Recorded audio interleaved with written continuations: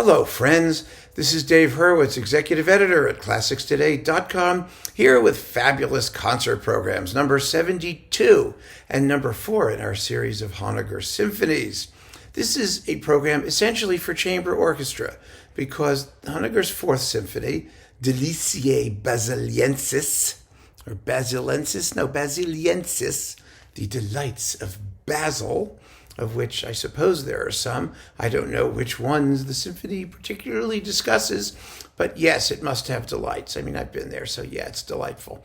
Anyway, I've always wanted to do a Deliciae American version, like Deliciae Bridgeport, since I'm from Connecticut, or maybe if you're from New Jersey, Deliciae Trentonensis, or something like that. Oh, it could be so much fun.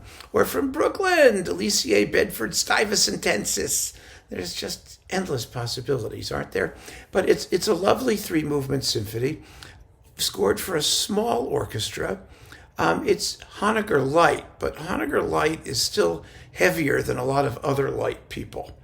He really is. I mean, the slow movement of this symphony is very questing.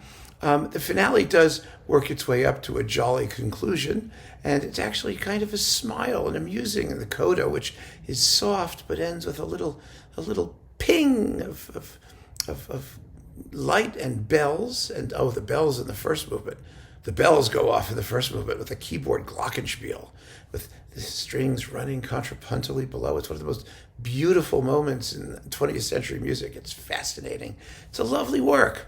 Really a lovely work, but also strange and, like a lot of Honegger, somewhat emotionally equivocal. So I have put it in a program that features really colorful and fun music for chamber orchestra, roughly the same size, so that you don't wind up paying lots of people who aren't going to play. We open with Ives, the unanswered question.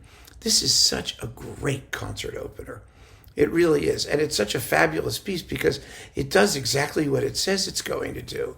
You have the soft offstage strings playing beautiful, simple, triadic, diatonic harmony.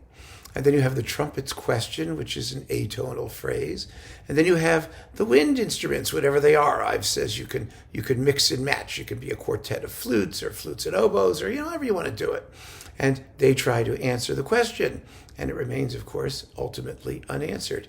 It's so simple, so elegant, and so profoundly moving somehow. It's an amazing piece, absolutely amazing piece. And it really opens a concert with, I think, it puts a certain hush, a mood over the hall, which is a perfect prelude to Deliciae Basiliensis, to its odd combination of simplicity, beauty, color, solemnity, all of those things. It's kind of like a big, expanded, unanswered question. And then after that quizzical first half, we have intermission.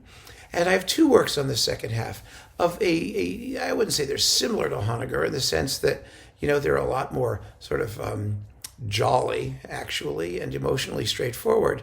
But they are colorful, wonderful works for chamber orchestra nonetheless. And they fit in that kind of category, and they just make a great program. First, Martinu's Sinfonietta La Jolla, which was composed for the town of La Jolla, California. It's just a wonderful concertante work for piano and chamber orchestra, and it gives, the piano soloist something to do, which is always nice. And then, as a rousing finale, and I do mean rousing, Villa-Lobos, Bachianas, brasileiras, number 2. Now, number 2 is such a beautiful piece, and most people only know it from the finale. The finale is the choo-choo train, the little train of the Caipira.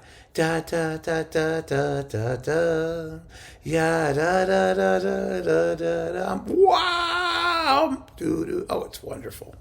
It's so catchy that it sort of obliterates the rest of the piece, but it's a wonderful work, the whole thing, in multiple movements. About 20 minutes long. Both of these pieces are about 20 minutes long, so you put them together, and you get a pretty substantial second half, just chock full of enjoyable, relaxing, colorful music, which I think is just the counterpoise to the far more sort of questing and curious first half. And it's going to make a really nice concert. And I really recommend that you listen to this program at home because you'll never find it done in like a real life scenario. But these are wonderful works, fabulous works that just don't get played because they're either written for unusual forces or they're just unusual works, or people don't know them, or people, it's all just such nonsense in our live concert life. When you consider how many performing arts organizations there are out there, and some of them do wonderfully imaginative programming. They do. I have to be fair. But, if you're living in like major cities and looking around and seeing what's out there, it's so rare to hear these delightful, smaller scale works that are in between symphony and chamber work. They're not huge, but they're not really small either. And they're extremely beautifully written and colorful.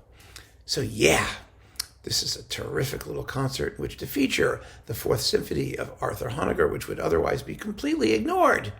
Terrible, terrible, terrible, shameful thing. So keep on listening, friends. Thanks so much for joining me. Take care.